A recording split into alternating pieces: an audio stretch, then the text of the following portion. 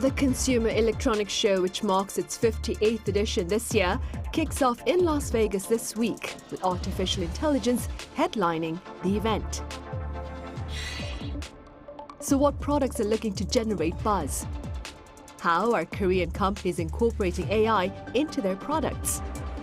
And where do we stand in terms of guardrails for safe AI use?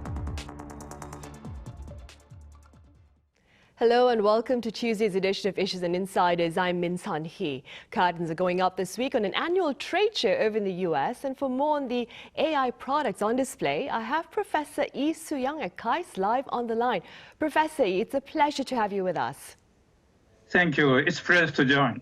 I also have Kwon Soa with us. Soa, as always, welcome. As always, happy to be here, Sunny. Right then, Soa, let's begin with some general information about this year's Consumer Electronics Show. Sure. CES 2024, which is the 58th event of its kind run by the Consumer Technology Association, is held from January 9th to the 12th, so from Tuesday to Friday local time, although it started on Sunday for the media.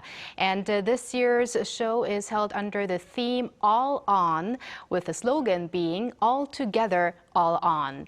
And the host city is Las Vegas, with a dozen venues, including the Las Vegas Convention Center, Renaissance Las Vegas, Westgate Las Vegas, the Venetian, Aria, Cosmopolitan, Park MGM, and more. So you can imagine the huge size of the event. In fact, some 130,000 participants and more than 3,500 exhibitors are expected. To put that into perspective, it's more than last year, but still fewer than before the pandemic. Now, among them, over 700 companies are from Korea, being the third largest exhibitor among some 150 countries participating. The technology trade show, as it's also referred to, is meanwhile not open to everyone. You have to be at least 18 years old and affiliated with the consumer tech industry. So among the exhibitors that will showcase their cutting-edge technologies that could or not become part of our everyday lives are Amazon, Google, Samsung, LG, Hyundai, Mercedes-Benz, Panasonic, and Sony, just to name a few. And the key word of this year's CES, who would have thought? Artificial intelligence. Coming off a year that was full of AI headlines, it's not a big surprise that the globally influential tech conference will cover all the future of AI gadgets, AI robots, AI chatbots, AI smartphones, AI mobility, and AI semiconductors. So AI will be in everything. Right. And Professor Lee, as Soa mentioned, AI is taking center stage at this year's CES event. First, what would you care to highlight, Professor, as some of the most important advances in AI in recent times? Yeah, the main emphasis last year was a shift from discrimination to generation. Discrimination means, can we understand the human voices and recognize the images and videos? That we call discrimination. That is the perception part of human brain functions. Then the next stage, we call higher cognitive functions, is done for the language recognition and decision making and reaction behavior. So until last year, actually on November 30th, 2020, OpenAI launched ChatGPT, a chatbot based on large language model called GPT 3.5. It gained 1 million users in just for 1 week. And the total number of global users grew up to 180 million by August 2023. Among them, 100 million people use every week in 92% of Fortune 500 companies. The increasing rate is incredibly higher than any services, including internet and mobile phone. Although AlphaGo heralded the age of AI in 2016, until last year, common people did not anticipate the use of AI. AI-based facial recognition, retinal recognition, and speech recognition was all popular, but these functions have been there for a long time, and AI just improve the accuracy and make them acceptable to common people. Therefore, people just regard it as something smart, not intelligence. However, ChatGPT was different.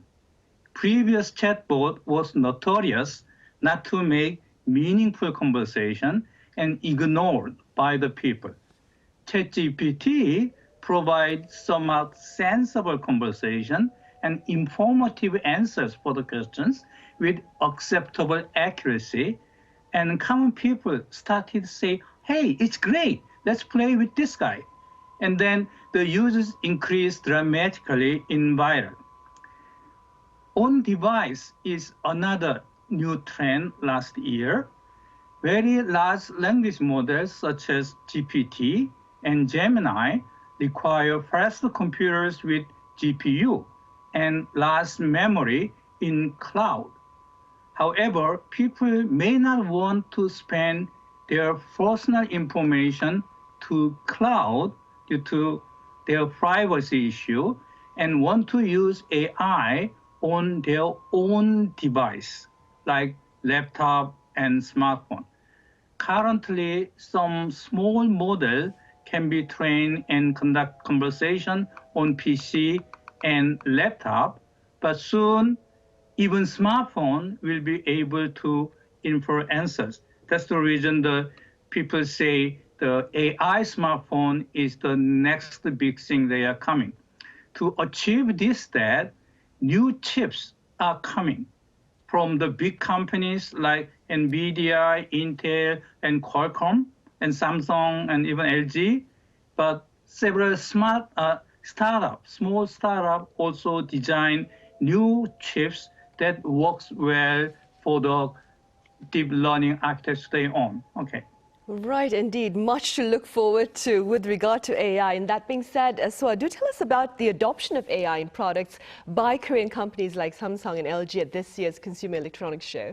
Right. Not only will AI be taking the center stage at the CES 2024, but Korean tech giants are expected to be at the center of it all, with thousands of square meters of exhibition space to demonstrate AI in smart homes, robots, vehicles, land infrastructure, and more. So why don't we start with juggernaut Samsung Electronics, which is adding AI to its kitchen application, updated its robot vacuums powered by AI, and is putting a great emphasis on an AI screen era by showcasing its QLED, micro LED, and OLED lifestyle display lineups. According to a release by Samsung Display, a new generation of products that can be easily folded in and out, as well as rollable and slidable display technologies will be unveiled. A groundbreaking collaboration with Tesla has also been pre-announced. LG Electronics lineup will also range from smart AI home appliances like an AI refrigerator and washer dryer to its two-legged mini robot, and an updated TV lineup. Electronic component manufacturer LG Innotek will have an AI zone which will display semiconductor substrate products for large-scale data analysis and processing. SK Group, with its largest ever pavilion at CES, will let visitors take a glimpse into a net zero world through an AI fortune teller. Its technology will focus on clean tech solutions, including those powered by AI. Right, an AI fortune teller. Amazing right there. Professor Lee, just out of curiosity, on a more personal level, out of all the products that are being showcased at this year's CES, which ones are of great interest to you and why? Although we have to wait for the AI smartphone, as you mentioned earlier. Okay, thanks, Sunny, to ask for my personal interest. I always thought technology should contribute to human welfare and also may add values to all humans. Therefore, AI is de facto the enabling technology for all industries, all cultures, and all ages. After saying so, I would like to show my big interest in AI technologies for healthcare, especially for elderly. I will have it will have enormous market in the aging society, and even I will need it in the near future.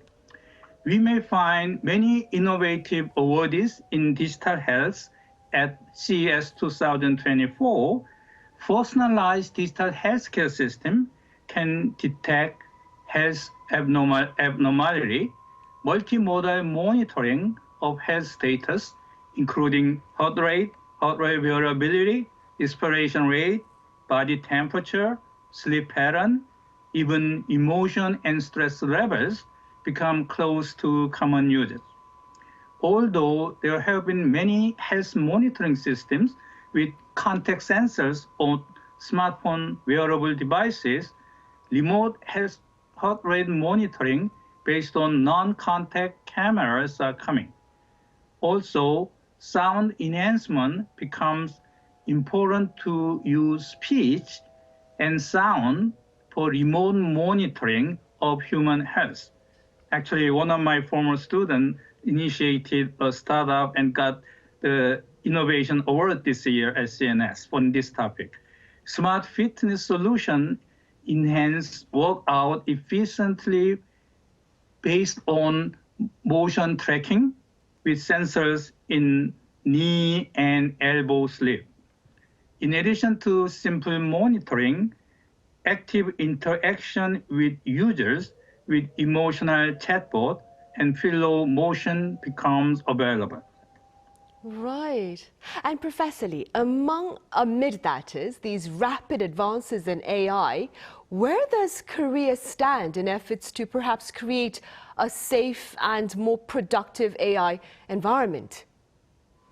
I prefer to say efficient AI with safety as a constraint. That means we want AI with safety, but we don't want safe system without AI, right? So in that sense, Korea has been in global leading group on services and applications with AI as shown in the CES this year. And also we have working on AI ethics, how to help or guideline the AI different ethical issues. There exists several efforts to provide governmental regulation, and even in Korea. And actually, even in 2017, I had organized a small international workshop on AI ethics, and the main theme of the workshop was nurturing AI. Basically, we like to teach or nurture AI from our children or younger colleagues, and then let them help us to work us much better and much efficiently. Of course, there are many different issues we need to solve, and we'll discuss that later, but the main principle is very simple. If you look at the three principles of robot, that's three basic principles nobody can refuse. The robot should work for the human, cannot harm anything, go on. So that kind of thing can be agreeable to everybody, and we like to develop our services and product satisfying that constraint. But the main thing is the AI should improve human productivity in offices and the comfortableness, the way of human living at our home. So the old days in 2000, early days when I worked on Korean Brain Tech 21 program, I said AI will make each people work twice more than before, but at that time people laugh at me. But right now everybody say 5 times or 10 times more work can be done by one people with good AI. Right, so AI working to raise our individual productivity then. Meanwhile, so on the subject of safety, could you tell us a bit more about the efforts to allow for safe transportation at this year's show? Right. Future mobility is also expected to grab the attention at this year's global tech event. And that mobility, again, powered by AI in many cases. CES on its official website says if it floats, sails, or drives, you're likely to see the latest at CES 2024. Over 400 exhibitors are to demonstrate newest breakthroughs in vehicle technology. Not only cars, but ships, drones, and other innovations are targeted at both consumer and commercial markets. A company I purposely didn't mention earlier when talking about AI involving Korean products yet was Hyundai Motor, which at this year's CES will focus on software, hydrogen-powered sustainability, as well as urban air mobility innovations. Yes, you heard correct, air mobility, meaning flying vehicle technology. SuperNal, Hyundai Motor Group's advanced air mobility company, is revealing its eVTOL electric vertical takeoff and landing vehicle aircraft, or simply said, flying car. A vertiport, or mini airport outside the Las Vegas Convention Center, has been built to demonstrate Hyundai's future of transportation. Another of at least two companies to tout their flying cars will be Chinese Xiaopeng Motors' Xiaopeng Aero HT, Asia's largest flying car company. Hyundai Motors' smaller affiliate Kia is set to unveil new purpose-built vehicle models equipped with future mobility solutions. Mercedes-Benz, Tesla, Honda are all to present their vehicle technology as well. And electric boats, motorcycles, scooters, autonomous trucks are to be showcased too.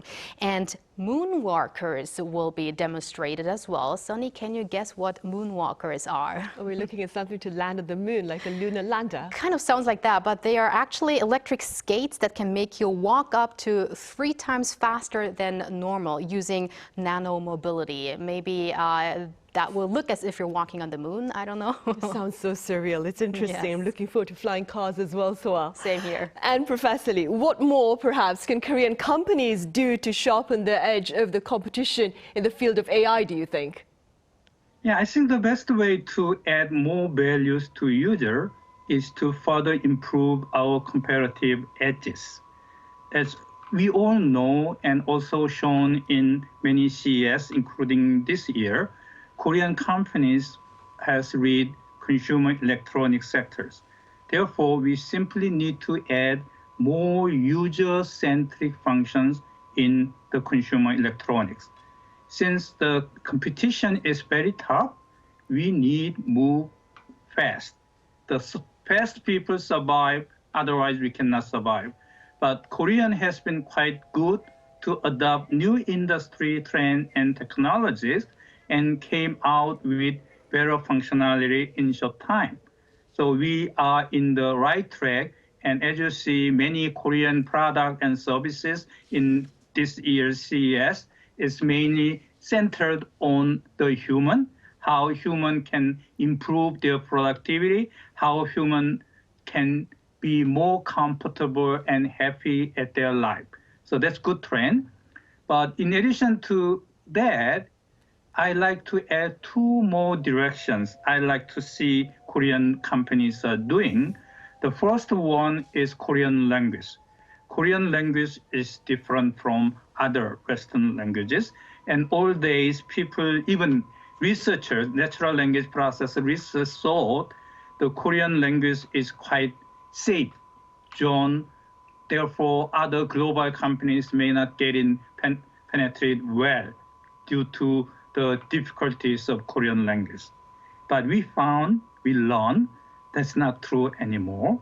The global companies, LLM models, doing Korean very well, although worse than their English, but still work very well for Korean languages.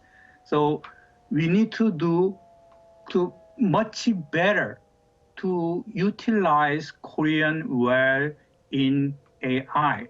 So currently, the global companies incorporate Korean as a special term. So their main thing is alphabet, English, and then Korean characters and language extra thing they put on. Therefore, we have quite a disadvantage over the English when we use language model in Korea. Usually more than 3 times less effective than the English as far as the number of context, number of the document you may consider. But I think we can understand the Korean language architecture and then we can improve the performance a lot. Also, the language is not just a sound, it includes all the cultures and personality, etc. So you can utilize that in the Korean language processing.